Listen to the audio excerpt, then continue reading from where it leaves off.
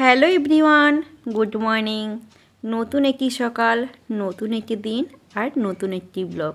তোমরা এখন দেখছো তনুশ্রী জানার নতুন একটি ব্লগে তোমাদের সবাইকে অনেক অনেক ওয়েলকাম। আর তোমাদের সামনে এখন আমি রয়েছি তনু। আমি কিন্তু আমার এই ব্লগের মাধ্যমে তোমাদের সঙ্গে অনেক কিছু শেয়ার করতে চলেছি। তোমরা কিন্তু আমার সঙ্গে প্রথম থেকে শেষ অবধি থাকো আর ভিডিওটি কন্টিনিউ করতে থাকো। এখন ঘড়ির টাইম 7:30, তবে আজকে আমার সকালটা 6:30টার মধ্যেই হয়েছে। আমি যখন ঘুম থেকে উঠেছিলাম তখন সূর্যি মামাকে টোটালি দেখা যায়নি, কিন্তু এখন যেহেতু 7:30 বাজে তো সূর্যি মামা অলরেডি উঠে গেছে।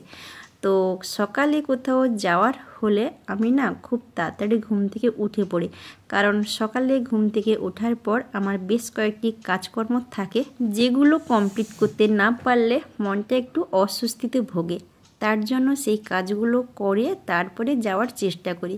আজকে সকালবেলা ঘুম থেকে উঠে ব্রাশ করলাম, স্নান করলাম, ঠাকুর পুজো করলাম, আর সঙ্গে ফুল গাছেও জল দিয়ে দিলাম, কারণ 2-3 দিন বাড়িতে থাকছি না। রোদ হবে কি মেঘলা হবে তাও জানি না, সেই ভেবে গাছে জল টল দিয়ে যাই।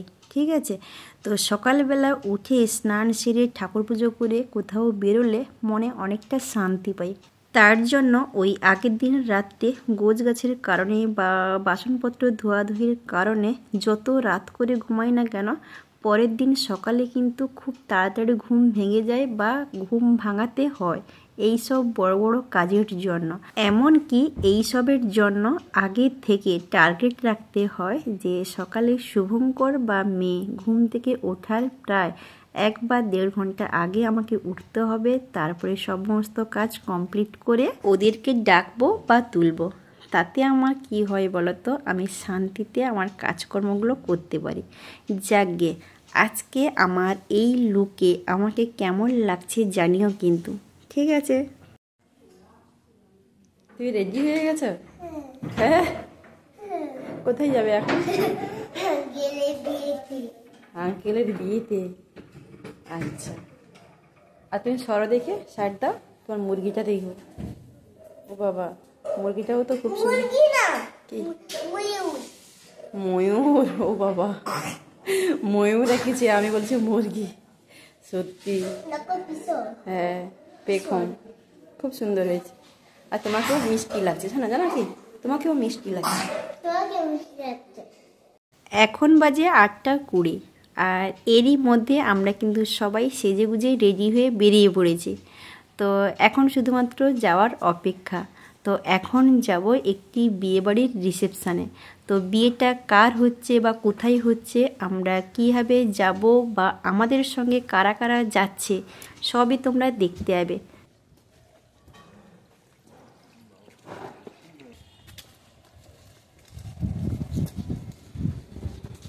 সকাল সকাল রাস্তায় এত জ্যাম, তাহলে কম সময়ের মধ্যে কীভাবে পৌঁছাবো, এটাই কলকাতা শহরের বড় একটা প্রবলেম। যাই হোক, এখন আমরা রিক্সায় করে যাচ্ছি বিরাটি বাস স্ট্যান্ড। বলতে বলতে বাস স্ট্যান্ড তো পৌঁছে গেলাম, আর এসেই দেখি কি ভিড়ভাট্টা। আসলে সকালে এইসব রোডে এত ভিড়ভাট্টা হয় আমি আগে থেকে জানতাম, তবুও তোমাদের সঙ্গে একবার শেয়ার করলাম। কিন্তু আমরা দাঁড়িয়ে আছি প্রায় 1.5 ঘন্টা, তবুও আমাদের বাসের কোনো হদিশ নেই, কোনো পাত্তা নেই। আসলে ওই লাস্ট বাস ছিল 8:20, ওইটা আমরা মিস করেছি, তার জন্য বাস আর পাচ্ছি না। আজকে সকালে ওই পরপর 2-3টা বাস মিস করার ফল আমাদের ভোগ করতে হচ্ছে। আজ আমরা যা চরম ভোগান্তির মধ্যে পড়েছি তা কোনো দিনই পড়িনি, আর আগে থেকে ভাবতেও পারিনি আজকের দিনটা আমাদের এইভাবে কাটবে। তোমাদেরকে তাহলে একটু খুলে বলি চলো। আমরা এখন থাকি বিরাটিতে, আর আমাদের বাপের বাড়ি বলো শ্বশুর বাড়ি বলো খেজুরি। আমরা এই বিরাটি থেকে যখন খেজুরি যাই তখন বোগা বারাসাতের বাসগুলো ধরি, না হলে দীঘা বারাসাতের বাসগুলো ধরি, আর কোনো রকম প্রবলেমে পড়তেও হয় না। তবে মাঝের মধ্যে দেখেছি সকালের ওই বাসগুলো মিস করলে তো সামান্যতম প্রবলেমে পড়তে হয়েছে বা সামান্যতম লেট হয়েছে। তবে আজকের মতো এমন প্রবলেমে কোনো সময় পড়তে হয়নি, বা আজকের মতো এত লেট কখনোই হয়নি। আমরা ভেবেছিলাম 8:20 বাস পাইনি তো কী হয়েছে, তারপরে অনেক বাস হয়তো থাকবে, হয়তো আমরা বিরাটি থেকে পাবো না, কিন্তু এয়ারপোর্ট 3 নম্বর থেকে পাবো বা কোনা থেকে পাবো, কিন্তু আজকে সেইটাও পেলাম না। বিরাটি থেকে নাচিন্দা পর্যন্ত কীভাবে ভেঙে ভেঙে এসছি সেই গল্পটা একটু শেয়ার করি।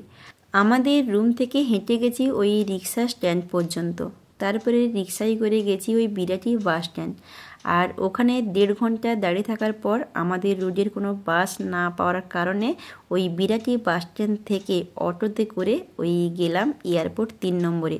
তারপরে ওখানে 1 ঘন্টা মতো রোদে দাঁড়িয়ে থাকার পর বাস পেলাম কি কোনা পর্যন্ত।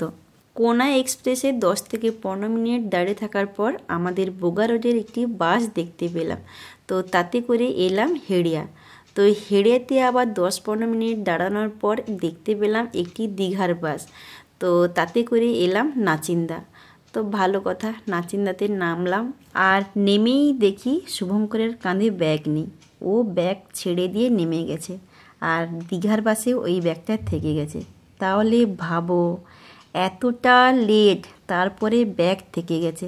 এই দেখো কটা বাজে, 3:30।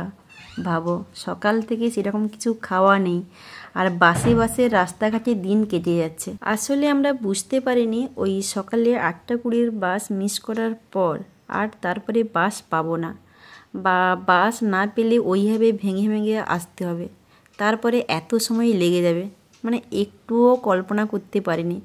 তাছাড়া আমরা জানতাম না যে যার রিসেপশান হচ্ছে ওর নাম তো সৌরভ, তো এর বাড়ি এত দূর বলে।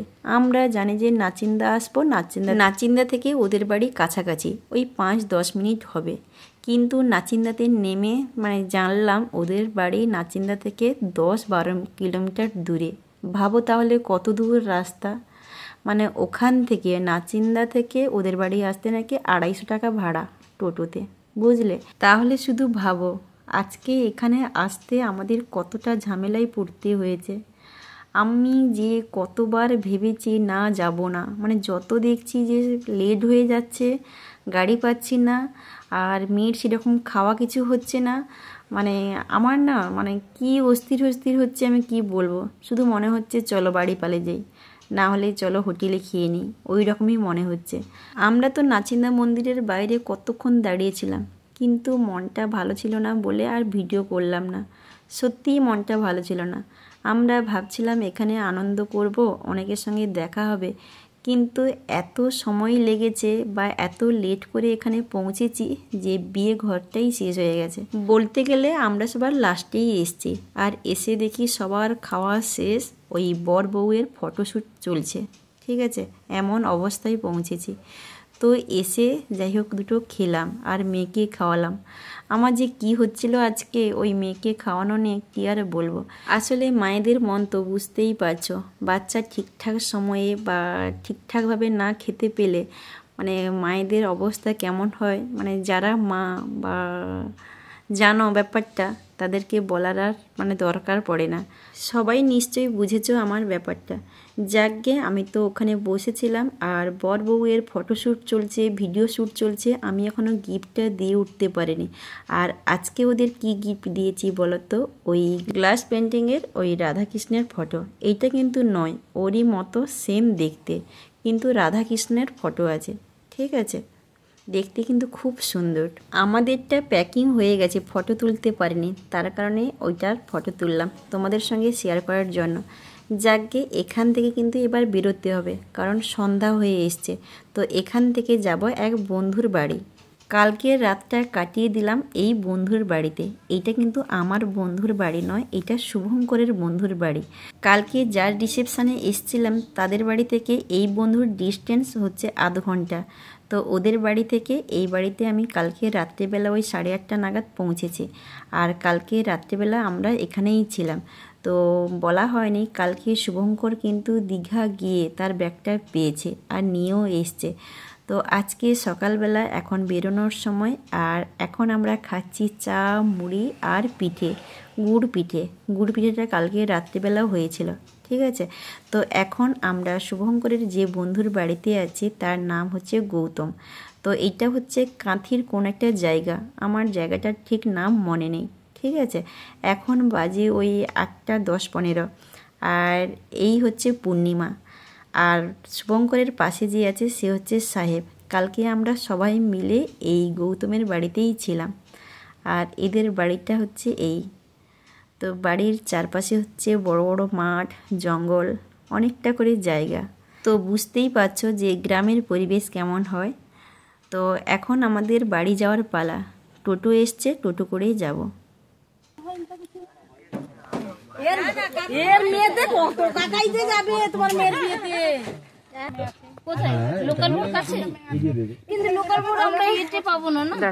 কালকে এই রিসেপশানে আসতে যা কষ্ট হয়েছে, যা পরিশ্রম হয়েছে, যা ঝামেলা পোহাতে হয়েছে, তার সবটাই ওসুল করেছি ইনাদের বাড়িতে।